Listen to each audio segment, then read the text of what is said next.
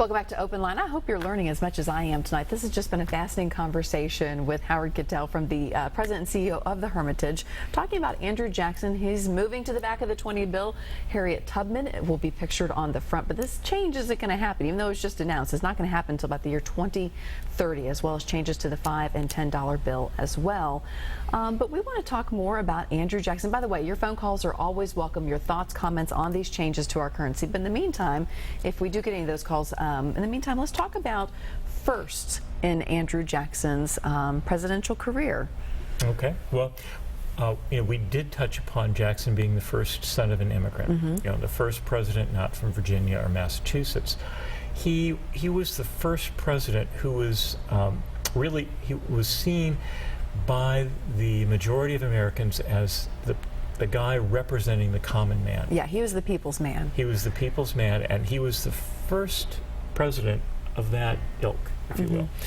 He was also the first president who pushed back vehemently with Congress, saying that the office of the president was co-equal with Congress and the Supreme Court, so that the president wasn't just implementing what Congress directed, but Jackson was pushing Congress to do what he felt was right and managing what Congress directed him to do.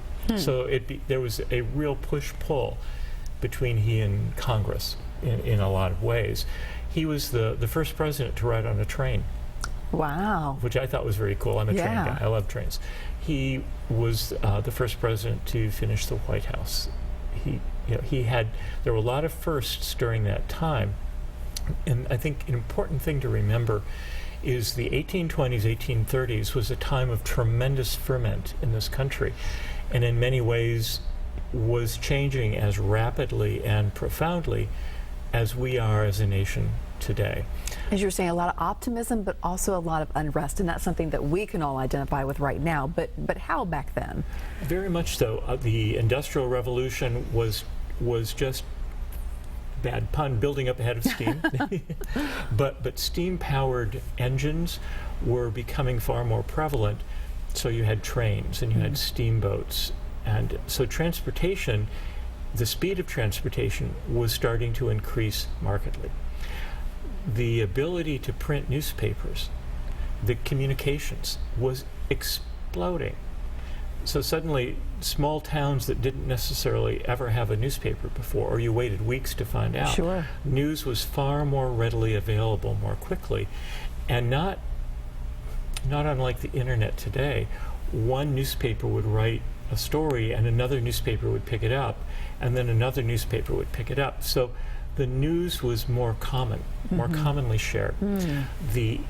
The economy was changing. It was the age of the rising of corporations, where before you had a couple of people running a business, or that could be very lucrative, but suddenly you had people banding together to create corporations with a lot of power. Wow. And that was something that the average citizen was nervous about, and that was something that Jackson was very focused on, concerned about, that corporations not have so much power that they manipulate government to the disadvantage of the average citizen. Where does the Hermitage come in Andrew Jackson's story? He and his wife Rachel purchased the Hermitage in 1804. And when they bought it, it was a 425-acre farm, and they moved into a 2-story log farmhouse with some other outbuildings, and they begin to develop it right away. So his wife Rachel died in 1828, about 2 weeks after he was elected president, but before he was inaugurated. So technically, she was never First Lady. Wow. He wasn't. Then the inauguration was in March. But Jackson continues to live there until 1845, when he dies. So it was his home for 41 years. He had owned 2 other plantations before this. His adopted son, Andrew Jackson Jr., lived there until his death. And then his grandson lived there with his family until 1893. Wow. So the interesting point, though, is that the Hermitage became a museum 4 years before that. So there was an overlapping time period where the first floor of the mansion was a museum, and the family lived upstairs. And then That is interesting. they left and moved to Ohio. Very interesting indeed. Tell me a little bit more about his personal life. Obviously, he had some sorrow there with his wife dying even before he took office. Adopted son. His wife, he and his wife Rachel were married twice. They had a somewhat rocky beginning to their life. That was a major part of the Jackson story. That when she married him, she had already been married once. She married as a 16-year-old girl, which was typical back then, and it was an unhappy relationship. Eventually, she returns to her mother. They get word that her husband had divorced her. Oh. And divorce was complicated back then, and only a man could divorce his wife. A woman couldn't, no matter what. So they elope, and I put quotation marks around the word elope. They leave here, they go to Natchez, and come back several months later as Mr. and Mrs. Andrew Jackson. Oh, okay. Though there hasn't been a clear document found of a marriage license, but common law marriage was common back then, and this was the edge of the frontier.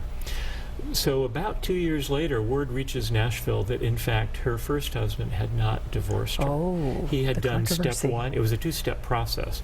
He did step one, but not step two. So then he had grounds to divorce her, which he did. And so they married a second time here in Nashville, so everyone saw it. But this beginning dogged them for the rest of their lives. And Jackson believed it was what led to her death. That she became a political football in the election of 1828. And there were scathing articles and pamphlets written about her, and how could you elect this immoral man to the White House? And she died, as I described, and Jackson to his dying day never forgave John Quincy Adams and his supporters, because he believed that they had killed his wife. You talk about this, and I just think about the election that's happening right now and the scuttlebutt we just went through with Donald Trump's wife and Ted Cruz's wife. And I think history just continues to repeat itself. Isn't that true? It does. And that election was as dirty as anything we could think of today within the context of the time. And again, going back to some of our earlier conversation, we have to think of these figures within the time period that they lived in. For sure. And then adopted son, I want you to touch on that too, because this was kind of unusual, right? Yes and no. Oh, okay. The Jacksons had been married for a number of years already and had not had children. We're not certain why, but they had not had children. So when they were 42 years old, they adopted the son of one of Rachel's brothers. Okay. He and his wife had several children, and then she had twins. And so they took one of the twins when he was 3 weeks old and adopted him and named him Andrew Jackson Jr. and raised him as their son. He knew that his aunt and uncle were his birth parents, and he knew his brother, his twin brother, and were close friends. It would have been... That's an interesting relationship, odd, yes, exactly.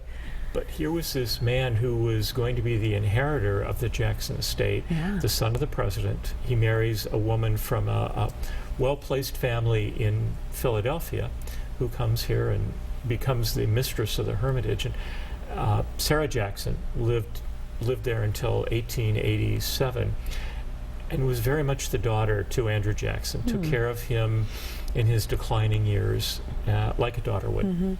Very interesting. We're going to take a quick break because I want to save just a few minutes at the end so we can talk about things that are happening at the Hermitage as we look forward to the summer months, and so people can make plans. So let's take a quick break. Come on back with us and we'll tell you what's up at the Hermitage. Stay with us.